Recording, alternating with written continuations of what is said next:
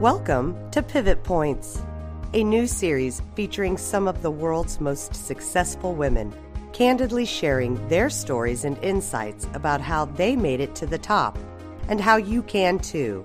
Hosted by Perry Yeatman, a straight-talking global executive and award-winning author who created the career and life of her dreams and now wants to help other ambitious women do the same.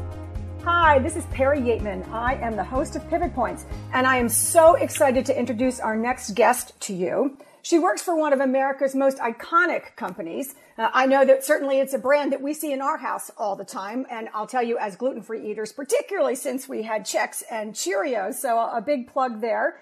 Her name is Kim Nelson. She is the Senior Vice President of External Relations and the President of the General Mills Foundation. You guessed the company. It is General Mills.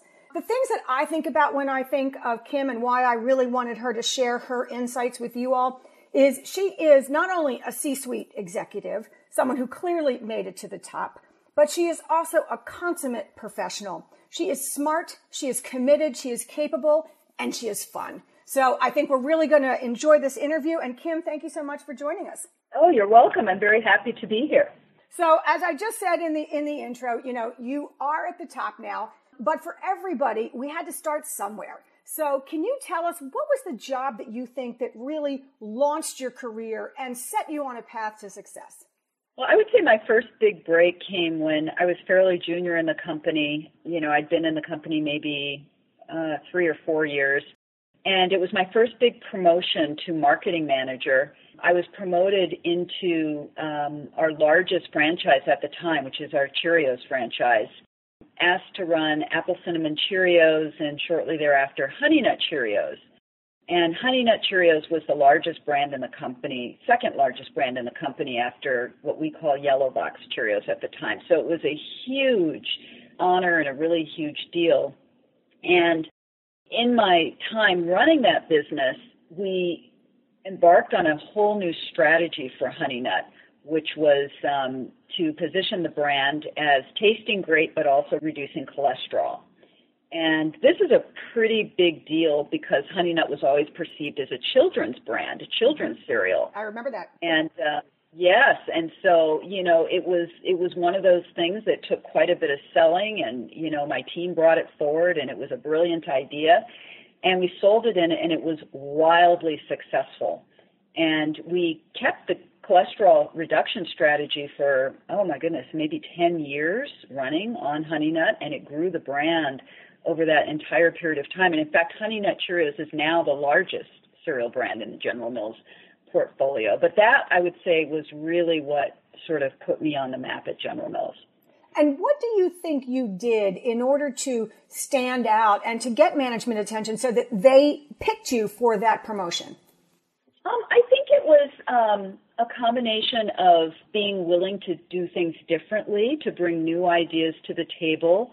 I've always been willing to take risks. Even the Honey Nut, certainly we didn't have to propose a repositioning of the second largest brand in the company. But, I've learned over time that you really have to be willing to put yourself out there. And if you have a big idea, being willing to tee it up and defend it and persuade others is a big part of leading in big companies like this. And I think that's one of the things that the company saw was the willingness to, have the courage to come out with a different approach.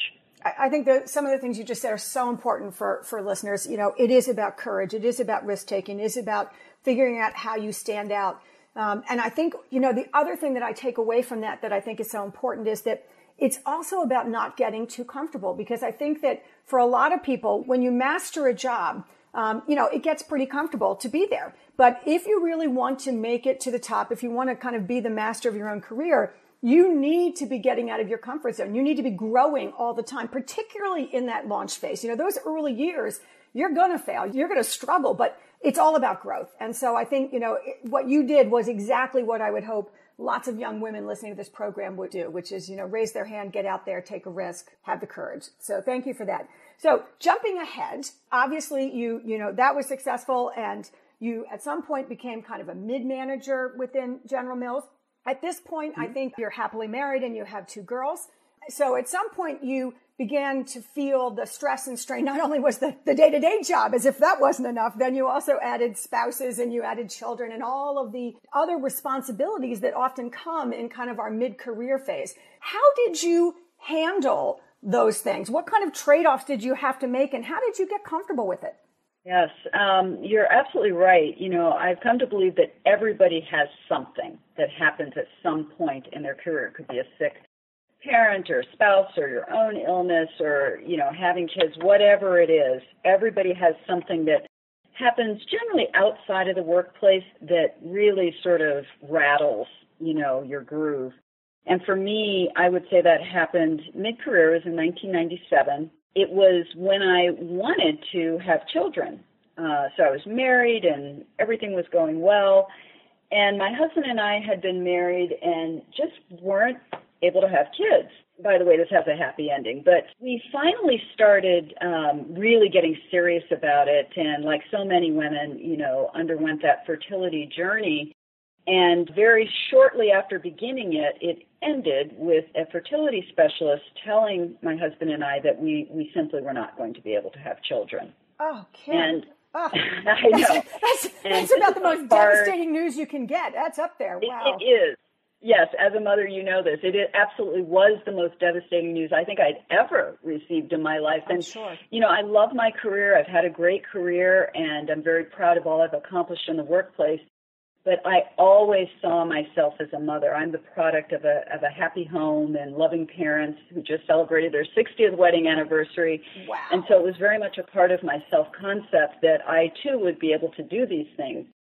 And so that really devastated me. And just ironically, right in that same window, my husband's father unexpectedly was diagnosed with cancer and died in a very, very short time frame. So all of this happened at the same time. And I came to the conclusion that I really needed to take a step back from my career, which I did. And I took a leave of absence right in the middle of my career.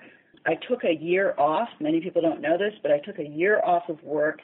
And ironically, this is when the company gained my loyalty, because when I spoke with my boss and my boss's boss and ultimately the CEO and explained that I just needed some time, they said exactly the right thing to me. They didn't say, oh, well, how much time? When are you going to be back? What is it? You know, they didn't pry. They said, first of all, they said, are you okay? And the second thing they said, and this is what the CEO at the time, Steve Sanger, said, he said, Kim, go do whatever you need to do, and we'll be here on the other end when you're ready to come back. And wow. The company doesn't know it, but that is when they got me. You know, that is when they got me. I actually just got chills. That is about the best thing a company can do. And I'm not kidding. I've got goosebumps. That is phenomenal. What a great story. Yes. So anyway, I took the time off, rejuvenated, and, you know, by the way, the story has a happy ending. We were able to have children, so the fertility specialist was wrong, and we did happily and normally have 2 kids. You know, I have a freshman and a senior in high school right now, and it all worked out beautifully. Very healthy, happy kids. So, but you know, it's a big deal in a high-powered career to step off, and that's really what I wanted to convey. But it was right for me, and I prioritized what was most important to me. And everybody needs to make sure they know what is most important to them, and to be at peace with the decisions they make. And actually, someone was promoted ahead of me to division president as a result of it. And I remember going to one of my mentors at the time, and I was so frustrated and angry and this and that. And she kind of sat me down and she said, okay, look, you made a choice. And, you know, do you like the choice you made? Are you glad you made this choice? And I said, yes. And she said, was this individual making money for the company, learning all that while you were during the time you were out? And the answer was yes. And she said, are you hearing the right things from the company as you have, you know, cycled back in? And I said, yes. And she said, so what are you upset about? You know, so that was a good lesson for me, which is to make my choices and to own them. You know, I've never forgotten that. It was some of the best best advice I've received. That really is. And I think that actually that story has so many things I'd want to pull out for our listeners. But certainly one of them is what you just said about you have to own your choices. The second is only you can decide for you. I'm so tired of everybody saying there's one way to go for women. There is never one way to go. Even in one woman's life, there's not one way to go because you always will have other options. And I think that knowing what is the single most important thing or things to you is the way that you then end up prioritizing. Because I think the other lesson there is that it is about choice. You know, I always say one of my kind of Perryisms, as my team used to joke, is I believe that women can have it all, but I don't believe we can have it at the same time. And so I think you really have to think about what you're trying to accomplish and excel at different points in your life and your career. And it sounds like you did exactly what was right for you, and you were with a good company, and they did exactly the right thing. So, as you say, it had a happy ending, and I'm so glad. So, in that's obviously a big transition right there, by the way. But thinking about other transitions, you know, there's so much research and debate out there about how women are penalized for trying to negotiate on pay, negotiate on promotions, etc. And the research, frankly, is all over the place in terms of what to do and how to do it. So from your own perspective, as you tried to negotiate different things to get what you needed personally and professionally, how did you go about negotiating successfully? What do you think that you did that made you successful in those negotiations? So, you know, you actually just said it. The first and most important thing is to know what you want. And I'd say the second thing is to know your worth, to know your value. I think so many times, you know, I'm not speaking for others, but for myself, you know, we undervalue what we bring to the table. And it's a very sort of humble thing, but it's not terribly helpful in the workplace, in competitive environments. And many of us over time have learned to stand up and remind for ourselves and what we contribute and remind others of what we've done and not to feel like that's inappropriate. And then the last piece, I'd say, is know how willing you are to require something versus ask for something.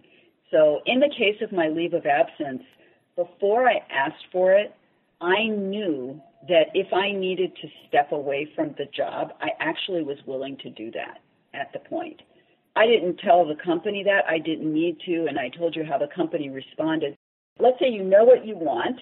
You know you are very valuable to your organization, the perfect negotiating position, but you're not clear on how important it is to you, like how far are you willing to go, whether it's pay, whatever, a promotion, whatever it is.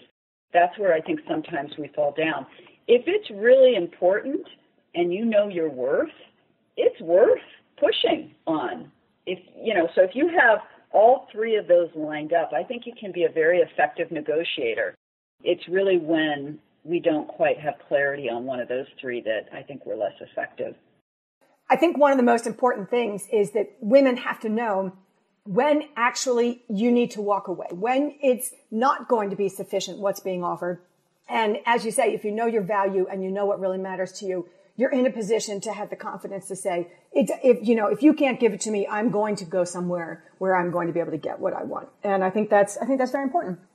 That's right. And sometimes you know that it's important to you, but if they're not going to give it to you, still stay. But that helps you frame your negotiating posture, meaning you're going to try. What's the downside? There's no downside. You're going to try. And either the answer will be yes or no. And, if you know that it's not critical to you, but you would like it, you have a different posture than if you know that, no, I need some assurance that I'm going to get promoted in the next year, or I have lots of opportunities I'm going to take. So you really need to know where you are.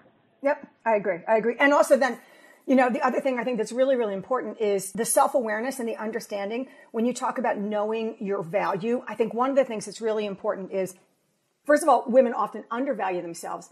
But the other thing that's really important is not to exceed on the other side either, which is you can't under or overvalue yourself. I know some people who are so confident, they don't even actually really do a lot of deep soul searching. They just are like, oh, I know I'm the best. And then they go in with that kind of arrogance without any data, without really being able to back up a performance, quantitatively to say, this is why I think I'm really good and why I think you'd want to keep me. And so when you don't actually do that thinking and understand yourself realistically. How do you stack up compared to other talent that the company or the organization could pick at that moment?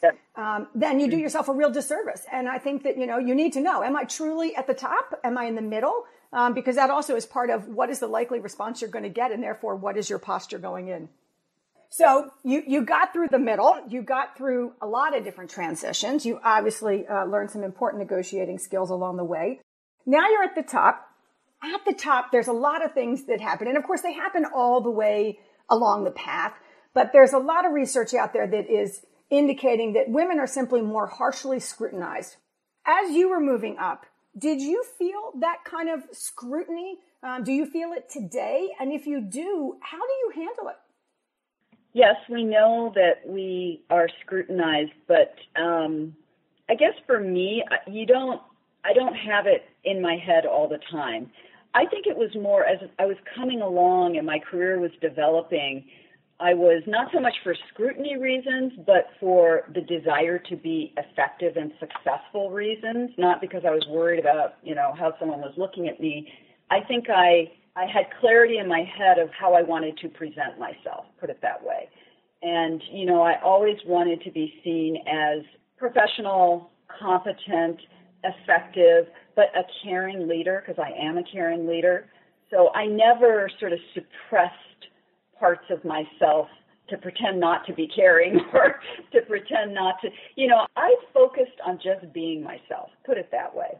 I've really just gotten more comfortable over time with just being myself. And that means the boring parts, that means the silly parts, that means the parts that really drive. I can be very driving at sometimes, but just allowing myself to be myself and having confidence that it will be fine. It will be different than, many of my colleagues that might have might be what people are expecting, but it will be fine and people are going to love working for me. And, I've just learned over time to, that's the privilege, I think, of being in a company for a long time where people get to know you and you have some notches on the belt. You just gain more confidence that whoever you are and however you present yourself is going to be fine. I never wanted my appearance or my style to be a distraction. I wanted to stay focused on effectiveness, and I think that's been really helpful to me. I talk to a lot of people, mentees, et cetera, who say, my style is this or that, and I always ask the same thing. That's great. Is it effective? Does it work for you? Does it inspire the people that you work with? Is it allowing you to achieve great results? Because that's what really matters, right? So that's how I've thought about, this question of, how people perceive me. I agree with you. I applaud you because I have to say, honestly, it took me a lot longer to get there. And, I'm fascinated to know whether or not how much you had to style flex in order to be who you are. Like, I think even your voice is very calming and reassuring. Like, you are the epitome. You even sound like the epitome of calm confidence. And you know me, I tend to be, I'm highly emotive. I'm high energy. I talk fast. I talk loud. It's kind of, I've got a very different persona. And so for me, it's a very conscious style flex to be in a meeting with the CEOs because I know that I need to behave somewhat differently most of the time, if you will, including talking less. Okay, fine. But it's a conscious effort. And so what I realized is that with my team, I needed to be who I really was, which is much kind of louder and vivacious and crazy. And they got energy from that, right? They largely, okay, I'm not saying it was always joyous because I'm incredibly driven and whatever, but for you, did you have to do a lot of style flex? And do you still have to think when you go into a meeting? Because it's what you said. I style flex because that's how to be effective. But I also found I had to be able to be me. And so for me, it wasn't the same person exactly. And so how did you put that together? It's very interesting. I've had this conversation with people before. To me, it's all about effectiveness. And to me, it's all me. Wherever I go, I'm me. You know what I mean? I can't get away from me. So there are many parts of me. And yes, if I'm presenting to the board, I'm going to be, buttoned up. I'm going to really be, I'm going to present in a certain way, and if I'm just connecting with my team at an offsite meeting and we're doing a team building, it's going to feel different. These are all parts of me. I don't feel like there's only one way to be me. That full range is permissible, and they're all different sides and aspects of me, and it doesn't cause me stress to do that style flex. And it may be, just because I've been doing it for a long time. I mean, I've been here 28 years. And also you learn that, even the people who work for you, they're all different. And some, oh my goodness, they love to diverge and to brainstorm, and that really works for them. Others, it makes them crazy. And so is it a style flex? I'm working on effectiveness. How do I give employees what they need from me? And it's different, and I can do that. I can do that, in the service of, driving great teams and great business results. That is undoubtedly, I think, one of the reasons that you have been so successful, because it is, as the leader, I often say, it is not about you. That is the whole point of being an executive. Once you get to that level, the successful executives are the ones who have realized it's not about me anymore, because there's only so much I can do. There's only so much I can control. It is about leveraging what you know and what you do to help all the rest of the people. And so I think that probably is, that's a great piece of advice in terms of getting comfortable so that you actually can really focus on them instead of on yourself. So thank you for that. I can use that tip too. So thank you. So you get to the top, and, we all know that because there's just only so many hours in the day, and between husbands and, families and kids and work and whatever, there's not always a lot of time for girlfriends or to make friends. And so if you get to the top, it's even more lonely at the top, because despite the fact that, both of us work for companies where women actually do well, I think that's not the case. And there are, for a lot of companies, and there are not that many women at the C-suite level, and certainly above that. So how did you develop your support system? How have you developed it? How do you use it? How does it help you? Yeah, that's a great question. I'm so glad you've asked it, because it's been such an important part of my experience at General Mills and in the Twin Cities. And what I found is that, my circle of women, first of all, I'm all into the sisterhood. I'm a big, engaged player in women in our company, women in the Twin Cities. And I have found those communities to be really nurturing for me, and spaces that have just allowed me to learn from others and form deep friendships, etc. I would say my closest friends in the company are senior women peers who, I've gotten to know over the years, and in some cases that I started with. And these are women who I would connect with outside of work. I vacationed with some of them. So this is so important. It's such an opportunity, and it makes me crazy when I still hear of women competing with each other in the workplace. And friendly competition is one thing. Maybe we're all in competition, but caring competition is powerful and sustaining, and we need it. So for me, I created communities. So, one of the organizations I co-founded was our Women in Marketing Network. Literally created that infrastructure within my function to allow women to come together and share what we know, commiserate, support one another, develop together. As I got more senior, I began to need to, as you said, you rise to the top, and it's a different group each time. Mm-hmm. So, the women officer group at General Mills, we have a very sort of connected group of senior women that literally have mission statement, action plans. I actually lead that group now. That was a great sustaining group of colleagues. And then outside of work, I've participated, I was the chair of the YWCA board, which is an all-female board. So interesting women from all across the Twin Cities that I otherwise would not meet. Mm-hmm. And then the industry group, the Network for Executive Women. I've made a lot of friendships with women who, within their organizations, there aren't very many of them because they're very senior. Mm-hmm. But if you look at the whole industry, even you, Perry, we've connected. It's important to me to continue to, build these relationships and learn from other women. And it's just been a big part of my career experience. I agree. I mean, I couldn't agree more. And I think that however many years it was, 10 years ago, I wrote a book specifically for women in careers.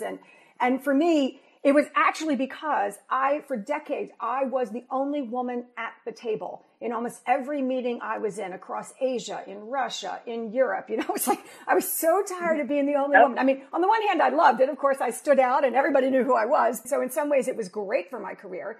But in other ways, it was so lonely because I was the only one usually there. And I thought, why is it that, I am not so special that other women couldn't be doing this? So why is it I'm the only one here? And it just became this passion for me. And then when I had my daughter, Kirsten, 12 years ago, then it just completely solidified because I just thought, I don't ever want her to think that she can't do whatever it is that she wants to do. If she's willing to work hard and, and practice and whatever it is, that she can have it. And I realized that she was just like all those other women that had not raised their hands and ended up in Russia and Asia and whatever else. So I'm with you, and thank you for all the work you're doing for women out there. So here's the question. Looking back, clearly this didn't derail your career. So my question is, would you be willing to share something that was like one of the most embarrassing or outrageous things that happened to you? And how did you handle that?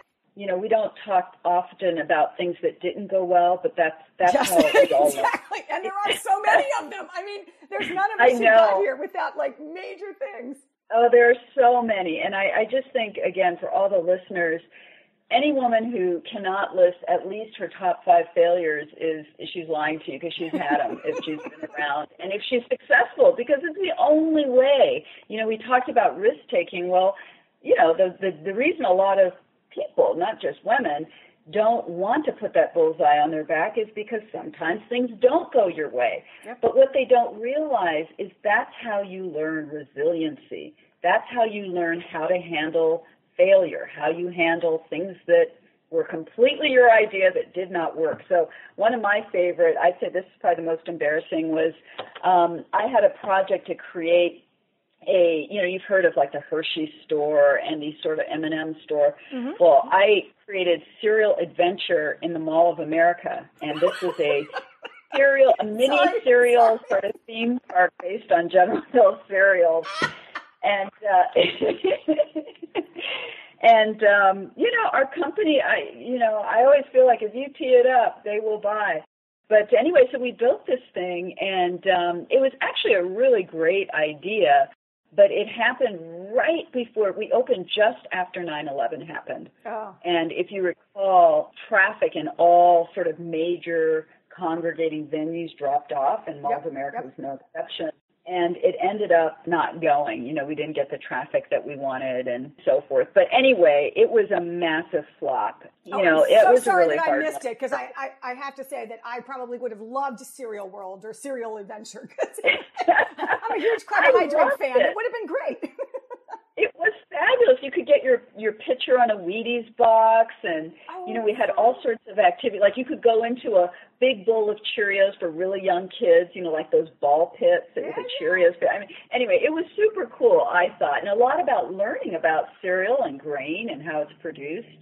But it wasn't boring. There was a lot of hands-on. But anyway, it didn't go. But I learned a lot when that failed. I learned.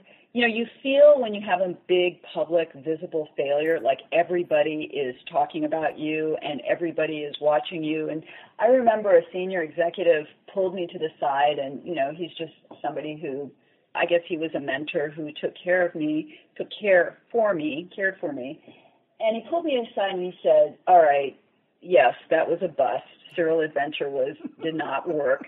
But you know what? You're just as smart as you were before you sold that idea. And you're going to do a lot of great things. And you need to hold your head up. You tried something, it failed, so what? And that has always stuck with me. It was so heartening, as a woman of color, to have somebody reach out to me and just, make me feel better. But it was also true. Everybody is not living in your world. It's like when you're a teenager in high school. Everybody's not looking at you, really. They're worried about themselves. Yeah, it's and it was a great wake-up call for me, and a great, okay, dust yourself off, get back on your feet, and go after the next thing. Good for you. I love that story. Thank you for sharing it. So looking back, would you say that you're happy with the way everything turned out? Is there anything you would change? I mean, if you were now having a chance to go back and tell your kind of 18-year-old or 20-year-old self some piece of advice, what would you say? I am happy. You said everything earlier. You can't have it all. You can have it all, but not at the same time. Mm-hmm. I feel that has been my story. I feel like I've gotten the things that mattered most to me. And I'm very happy with my family is the most important, and my beautiful girls. And, that piece has just been, maybe beyond my dreams. As to what I would change, I hesitate to change anything because all of those experiences really are what make us who we are. I think if I could speak to my younger self, I would have told myself not to, the voices in our head, the debilitating voices. The ones that are never nice to me. Yes. They're never nice. You give a presentation and the voice beats you up because you forgot to provide 3 of the support points you had jotted in your notes, but you pulled the wrong copy when you walked into the, you have these voices, particularly when you're younger. When you're older, you just sort of let it go, and it's like, you know what, this is good enough. But when you're younger and you're proving yourself and establishing your career, those voices can just be debilitating, and it's hard to make them shut up. And if I could do it again, I would have worked harder to turn those voices off. They were an enormous waste of energy, time, and emotion. And in the end, I think everything good I ever did in my career was a result of ignoring those voices and doing what I thought should be done. That's a life lesson, because the truth is it's there's a lot of us who get to the end and never turn off those voices. I think you're right. I think for me, they're still there, but I'm much better at being able to say, okay, well, those 10 voices, okay, I don't care about you guys. Okay, those other 2, right, well, you probably have a point, so I should keep working on that. That's right. And I don't mean to suggest I don't have any of those voices anymore, by the way. But like you, I've managed to muzzle some of them. So this is your last word. You have obviously been able to craft and create and work hard, but get the life and career. What would you say to the listeners out there who are kind of in the beginning or the middle of this journey and are hoping to do or to have what you have been able to create? Well, the first word is create what you want. Know what you want in life, and don't be fearful of going for it. We just get this one shot. We're only in these kinds of roles once. I just think so many times we just need clarity on what is the path we want, and just go for it. Just go for it. Don't be afraid to take risks. I'd say the second piece of advice I would have is take care of yourself. Physically, take care of yourself. Take the time. Many of us, again, with family, community responsibilities, work responsibilities, often the flex is ourselves. And I feel like I've had to work hard and continue to work hard to fit in the things that allow me to do what I do, whether it's, getting that massage every other week or, working out or, whatever it is that you need to be able to perform. And when I say perform, I don't mean just work. To be able to perform well in all of your, various roles in life, make sure you take the time to get that. So important. Kim, thank you so much. Again, this has been Kim Nelson from the General Mills Company. This is Perry Yeatman, host of Pivot Points. Thanks so much and have a great day. Thank you, Perry. You've been listening to Pivot Points, a series designed to help ambitious women have the careers and lives of their dreams. To hear more interviews, go to www.yourcareeryourterms.com. And be sure to tell us what you think. If there are topics you'd like covered or people you'd like interviewed, please